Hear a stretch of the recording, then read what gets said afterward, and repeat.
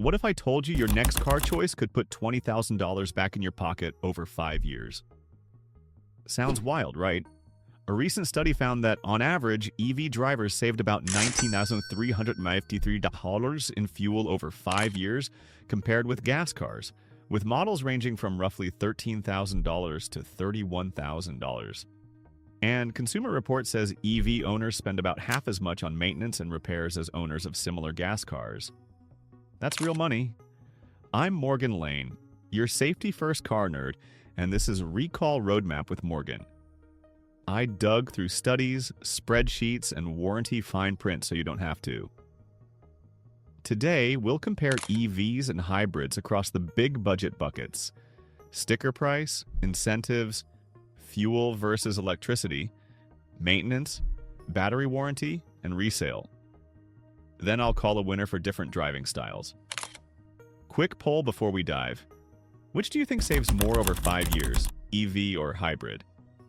Type EV or hybrid in the comments. And tap like if you appreciate deep, no-drama car math. Here's the twist. EVs often cost more upfront, and batteries make people nervous.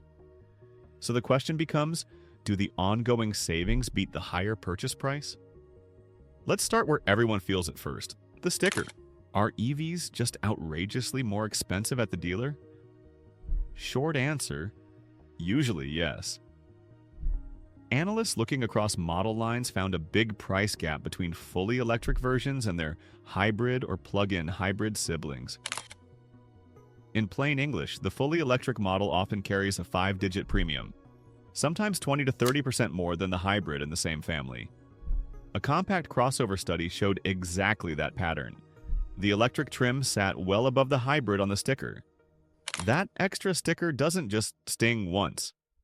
If you finance, it means a bigger monthly payment and more interest over time. The total cost to own includes that reality.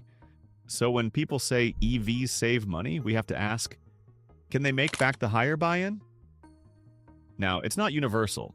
Prices move, discounts pop up, and a few budget EVs have arrived, but the market trend in 2025 still shows EVs priced higher than comparable hybrids. So yes, you'll likely pay more upfront for the electric choice. Here's the good news. Governments sometimes hand you a big coupon for going electric. That can shrink the gap in a hurry. Before we judge the upfront costs, let's see how tax credits and rebates can tilt the math in your favor. So the EV sticker is higher, but can free money flip the script? Often, yes. In the US, many new EVs qualify for a federal tax credit up to $7,500, while standard hybrids, the non-plug-in kind, typically get no federal credit. Some states add $500 to $12,500 on top. Plug-in hybrids can qualify too, depending on battery size. Here's the catch. Eligibility rules matter. Your income, the vehicle's assembly location, and battery components all play a part. Some buyers and some models won't qualify for the full amount. Always check the latest IRS guidance and your state program before you count that money. But when it hits, it hits. Imagine a $45,000 EV and a $35,000 hybrid. If the EV qualifies for the full $7,500, your effective price drops to $37,500. Add a small state rebate and you're close to the hybrid's out-the-door number. Suddenly, the gap isn't a canyon. Credits are a one-time coupon, though. Fuel and electricity are every day. That's why your driving pattern matters more than any single rebate. So let's run the energy math. Does cheap home charging beat the pump over 5 years? If electricity is cheaper, how much can you actually save on fuel? A lot, especially if you drive more.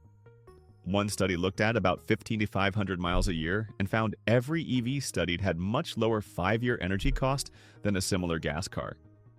On average, EV drivers saved around 19,353 dollars in fuel over 5 years, with models ranging from about 13,306 to 31,697 net.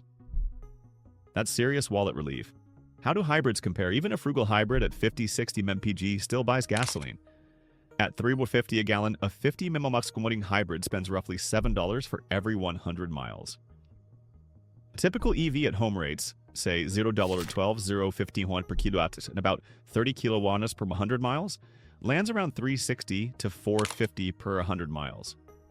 In other words, per mile, the EV often costs about half of the hybrid. There are caveats.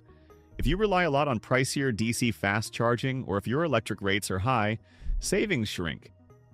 But for most owners who plug in overnight at home, electricity undercuts the pump day after day. Energy looks like a win for EVs. But what about the stuff after the odometer clicks? Oil changes, brake jobs, and repairs? Let's talk maintenance. Cheaper fuel is nice, but who pays more for upkeep? In my experience and in the data, electric cars come out ahead. EV drivetrains are simpler. No oil changes, no spark plugs, no timing belts.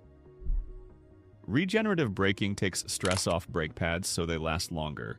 One industry analysis put it bluntly: EVs don't require as much regular maintenance because there are fewer moving parts and no oil to change.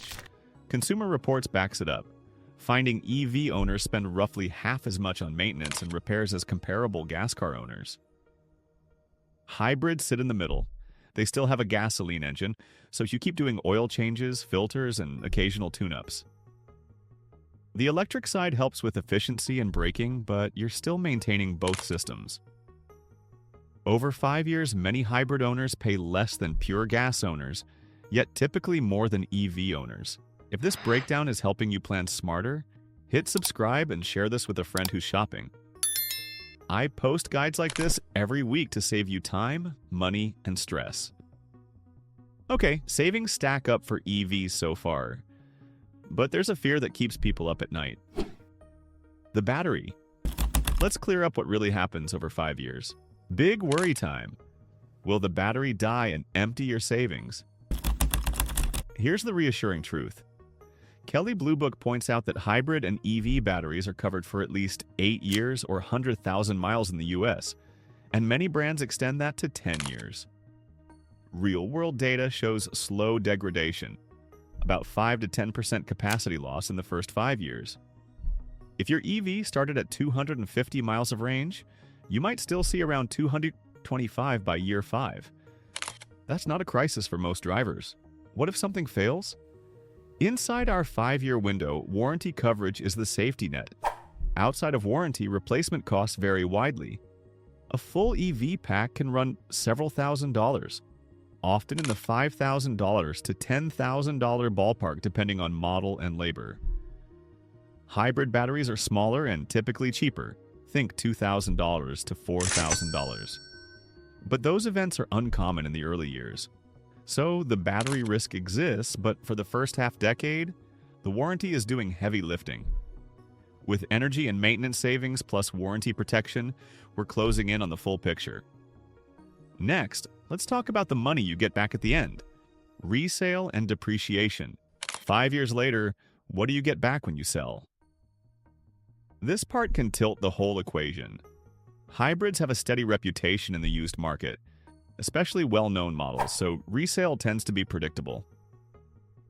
EVs had some rough years with sharp depreciation as supply surged and tech moved fast.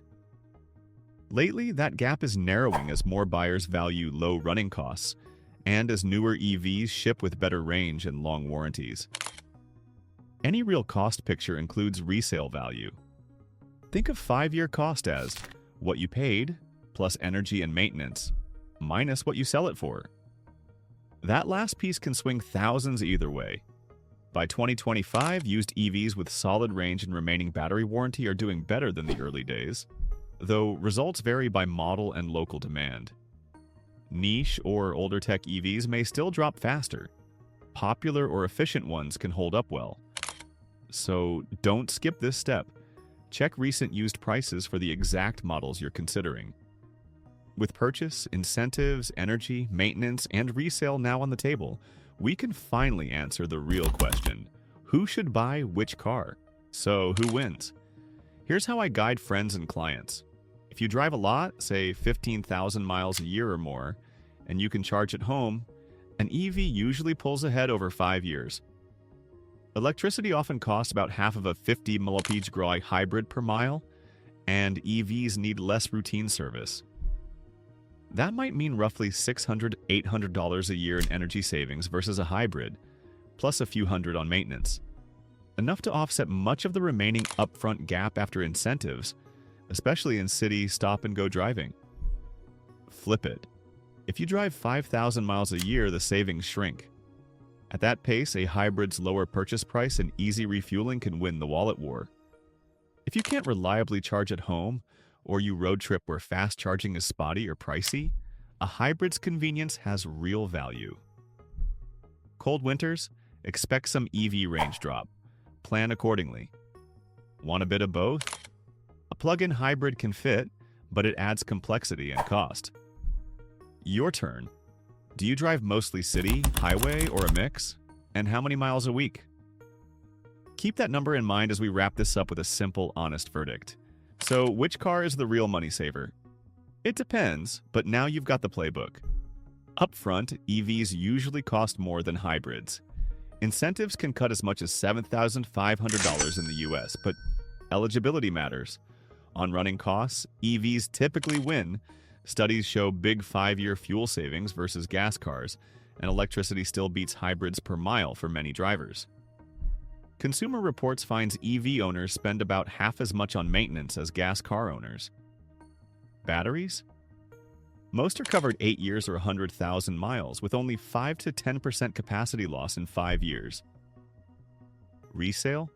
Hybrids are predictably strong. EVs are improving fast. If you drive high miles and can charge at home, EV often wins over 5 years. If you drive less or lack charging, hybrid likely keeps costs lower and stress down. This is Recall Roadmap with Morgan, and I'm Morgan Lane. Thanks for watching. If this helped you think clearly, subscribe for more deep, data-driven car guides, tap like, and share it with a friend who's shopping. Final question. Looking at your miles, charging, and budget. Will you pick an EV or a hybrid, and why?